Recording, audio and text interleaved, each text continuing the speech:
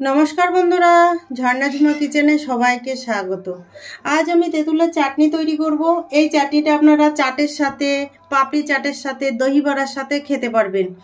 তো দেখেন, আমি এখানে শুকনো তেঁতুল নিয়ে নিয়েছি। এটাকে আমি জলে ভিজিয়ে রাখবো, 2 ঘন্টার মতো আমি ভিজিয়ে রাখবো। আপনারা চাইলে কিন্তু সেদ্ধ করেও তৈরি করতে পারেন।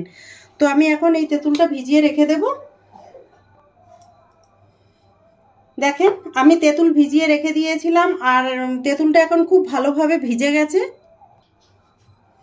দেখেন, খুব ভালোভাবে ভিজে গেছে আর একদম নরম হয়ে গেছে। এখন এটাকে আমি ছেনে নেব। দেখেন, এখানে ছাঁকনি নিয়েছি আর একটা বাটি নিয়ে নিয়েছি, এর মধ্যে দিয়ে দিলাম। আর এখন ভালোভাবে এটাকে চেপে চেপে ছানবো। দেখেন,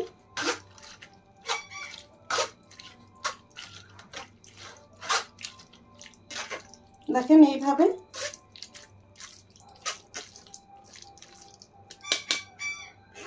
দেখেন, এইরকম তেঁতুলের কাপ বেরোবে। এইভাবে এখন ভালো করে পরিষ্কার করে নেব।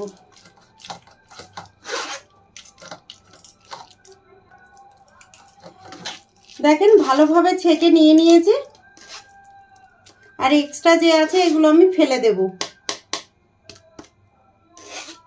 দেখেন, ভালোভাবে ছেঁকে নিয়ে নিয়েছি।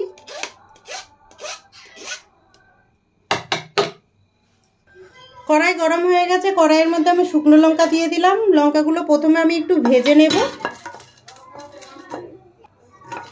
দেখেন, লঙ্কা হালকা ভাজা হয়ে গেছে। দিয়ে দিলাম গোটা জিরে। জিরেগুলো হালকা ভেজে নেব। দেখেন, মশলা ভাজা হয়ে গেছে, তুলে নিচ্ছি। এখন দেখেন, সেকে নেওয়া তেঁতুলের কাপটা আমি কড়াইতে দিয়ে দিলাম। টেস্ট হিসাবে আমি নুন দিয়ে দিলাম, আর দিয়ে দিলাম চিনি।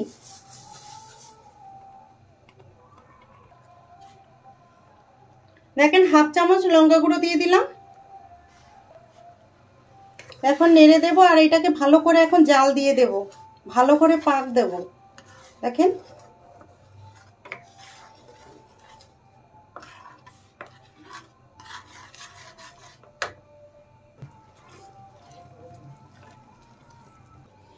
মিক্সি জারে আমি জিরে আর লঙ্কা নিয়ে নিয়েছি, এগুলো গুঁড়ো করে নেব।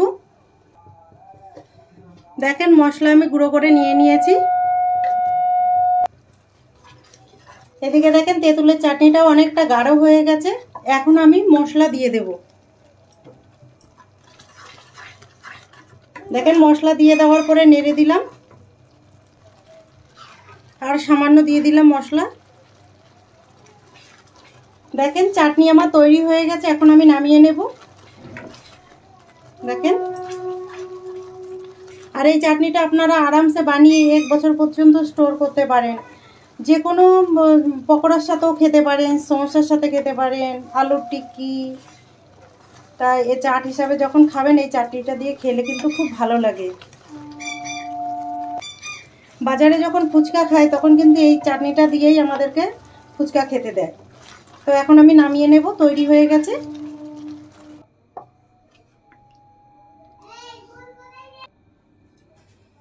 এখন আমি দেখেন বাটিতে নিয়ে নিলাম।